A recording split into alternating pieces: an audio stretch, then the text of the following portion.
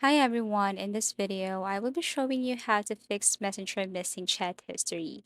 So if you encounter a message that pops up that you have to sync your message, all you have to do is to enter your PIN and sync your chat history. However, if you have this problem that you forgot your PIN or you forgot your code here, then what you're gonna do is you have to go to the settings of your phone.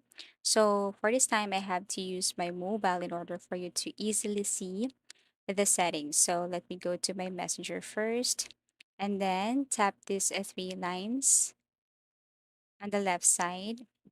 After you tap this, what you're going to do next is to go to your settings or this gear icon right here. Now you have to scroll down and then look for privacy and safety. Tap this one.